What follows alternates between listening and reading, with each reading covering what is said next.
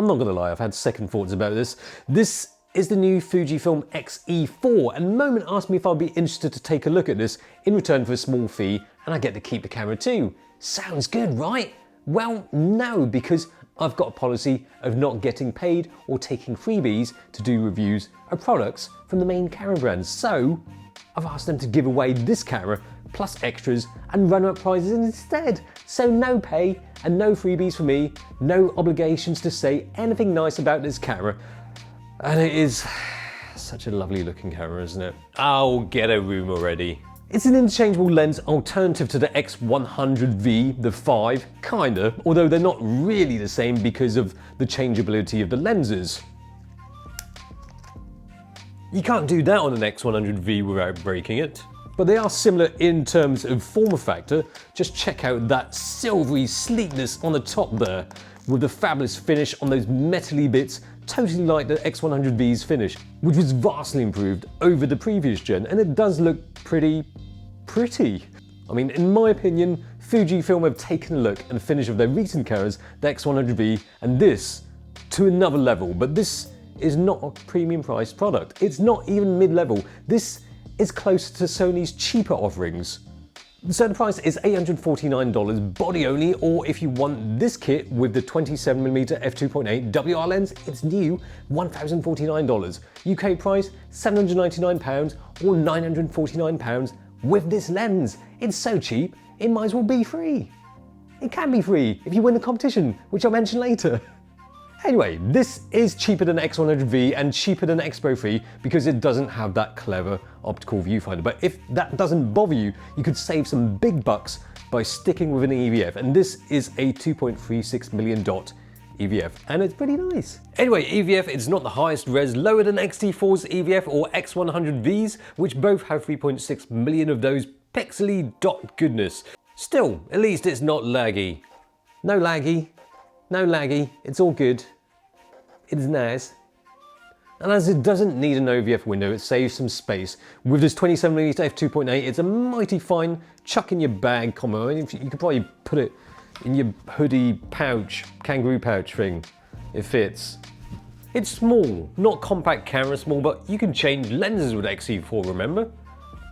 So yeah, weight of the camera is about 365 grams. Buttons, there's not too many of them, quite minimalist. It's just like the X100V, a bit like the X Pro 3, but you know, how many buttons do you really need to take a photo anyway? 2 buttons on the back here do feel not so clicky. I mean, they don't move too much when you press them, different to the other buttons. It's got a more responsive touch to the other buttons when you press them, but you know, otherwise, no complaints about lack of buttons or buttons generally. They're just buttons, right? The touchscreen can be used for shooting and for changing queue menu items, although you do need a long press, which I guess makes it less prone to accidentally changing the settings. It's just that if you're in a hurry to change settings, you might be better off using the plastic nubbin thing here. I mean, in recent years, this is one of the most popular features of any camera. It's got a screen that flips up. So for anybody whose favorite subject is your own face, this is perfect. It's also got face and eye AF as well, so it's going to get your face and eye in focus. Should hope so, because the camera's about a foot away from my face. Anyway, the screen flips up, selfie style, instead of side flip. It does the uppy flip. Like other top flippers, it can be pulled out quite far for waist level shooting, but if you want some video action, why not? It's got 3.5mm mic input, USB-C for headphones though, and more importantly 4K 30p, 420 8-bit internal, 422 10-bit external. The video, while looking pretty swell, you might want to have that body paired up with a lens with OIS because the body has no IS. And if you're vlogging, you might want to think of another mic solution instead of this because it kind of gets in the way. Like the X100V, the flip screen does fit nice and flush with the back of the body, you know, nice and sleek. Clean lines on the back.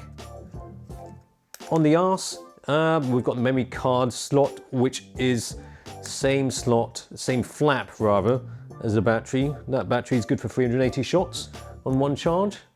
Just in case you noticed, that thing on the bottom is Fujifilm's own add-on grip, which looks good and bumps up the grippiness and gives the pinky something to rest on. Your thumb won't feel left out either because they have their own thumbs up grip, which I give the thumbs up to.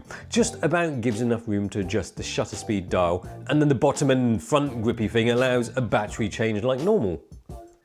Well, the good news is that they haven't cheaped out on the innards. They've got a 26 megapixel X Trans CMOS 4X processor 4X or something. So it should give it performance as close to what you'll get with the current gen of Fujifilm cameras, which is nice. Focus is quick as you'll need. Presumably it would share similar AF performance to the X-E4.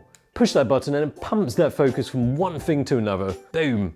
It's pretty savage how it flicks from one thing to another.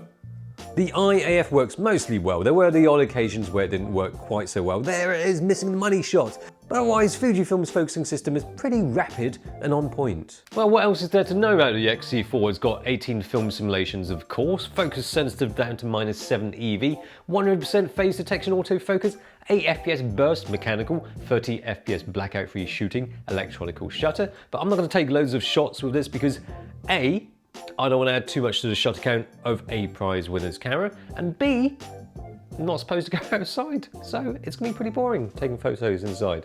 Anyway, have a look at some X100V photos instead. They'll be pretty much the same, even if they're not the same camera. This new look for the X-E4 is, however, a great direction to go in. It feels like one of those cameras that you just want to touch all the time because it feels so damn good and nicely finished, but it's got a number of features that make it not just a pretty face, but a capable little camera for taking photos too.